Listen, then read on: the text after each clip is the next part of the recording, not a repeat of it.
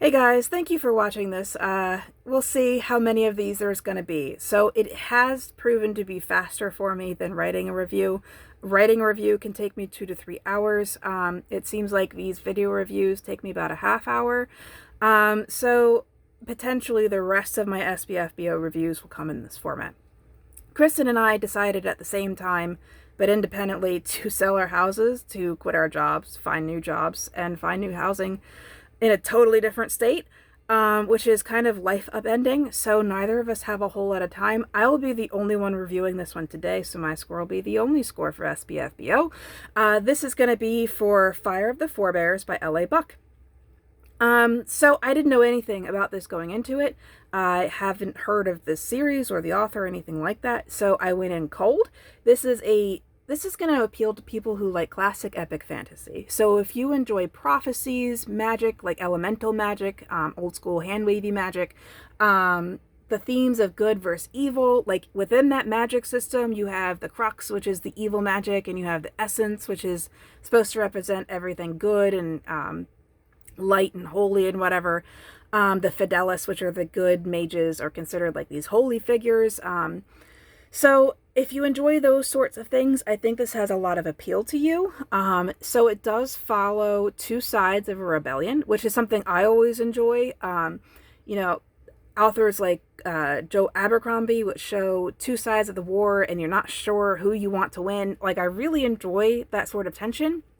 And this is definitely that. So you have Tristan on one side, who is the king's son, who was sent out to go quash the rebellion that Kura finds herself roped into. So at the start of the story, Kura is an outlaw. Well, her father is an outlaw because he's a deserter. So he was once a soldier and he deserted, and now there's a bounty on his head. So he and his family all go out and live in the woods, and they're kind of further ostracized because her mother has this really weird religion, or considered weird by their standards, kind of this dying out religion. So she's kind of like a double outsider. And so they get wind that there's villages being raided by soldiers, and anyone kind of associated with the rebellion are being rooted out.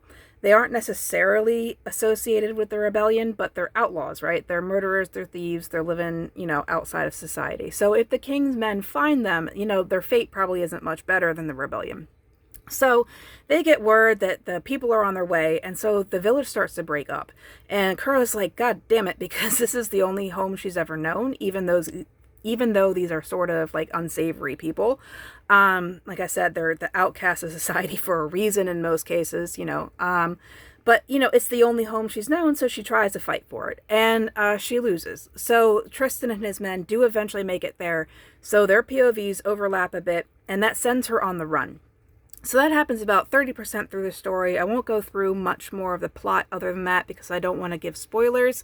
In written text, I can just like cover it up, but I obviously can't do that here in a video. So once she goes on the run, her plotline is almost breakneck speed. So she kind of finds herself in one problem after another, including being captured by centaurs. And she resolves her problems kind of quickly as far as page time goes, and so it kind of feels rushed at points.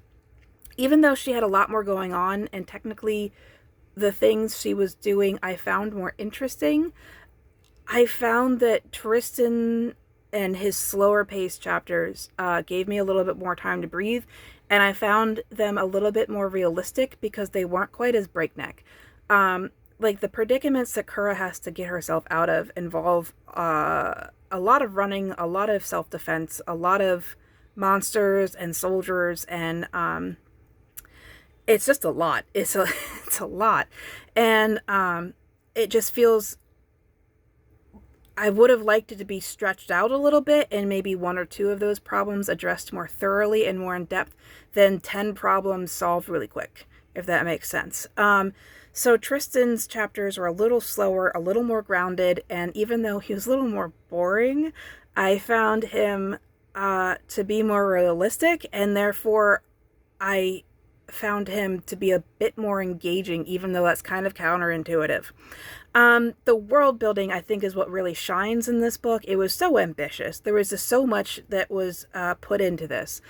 So you have centaurs, like I mentioned, and they aren't just like backdrop. They have their culture is explained a bit. You know, you get to know the families a little bit. The characters interact with our POV for a bit of page time, so you get to know them a bit. And then you have the Naskina, which are the so in this world there are animals, and then there are like capital A animals known as the Naskina, and they talk, they have sentience, they have like their own cultures and their own rivalries and friendships within themselves and with humanity. So, you know, Kura was living with Naskina goats, which I found endearing. I love goats, and you know, the idea of talking with a goat just really amuses me. And you know, if you go wandering out into the woods at night, you might get eaten by a talking wolf.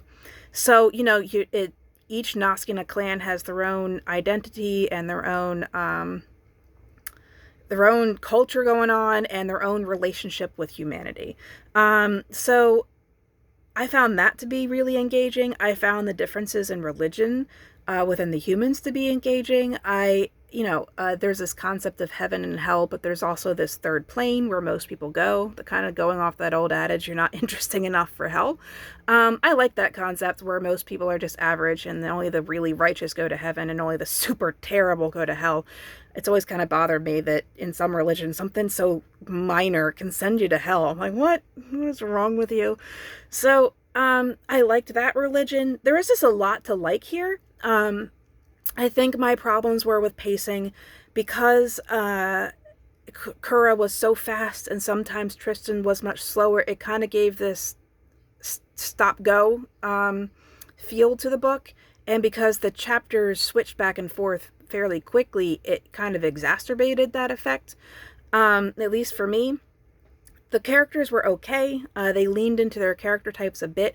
I did feel like, you know, by the end of the story, I did feel like they're a little bit more than their character types, so I wouldn't go so far as to call them flat. They just didn't stick out to me in the way that some of the other characters from this year's finalist will. So, you know, middling marks on characters, high marks on world building. I'll give my actual breakdown whenever it is that I write my review. So for SPFBO, this actually came out to like a 6.3, which I'm going to round up to a 6.5, with my main complaints being pacing and character development, with highlights being the world building and just overall themes I found to be enduring and nostalgic and things that we keep going back to as writers and readers for a reason. So I think this has a lot of broad appeal, and I hope you guys give it a chance. I do want to make a note here that the author has passed away. So you might want to keep that in mind when you pick it up, because it was written to be a series and it isn't. And it obviously can't. So there are some unresolved issues which I think were purposely done. I didn't take off points for that, obviously, out of the plotting, because it was on purpose and meant to be resolved. But there are unresolved issues, unanswered questions. I still think it stands by itself. Like, I'm not upset that that I read it, obviously. I'm just saying, like, even if I didn't read it for SPFBO, if I just picked it up, I'd be like, okay, I'm glad I read that, even if there's nothing else coming afterwards. So my deepest condolences to the friends and family, and thank you so much for watching.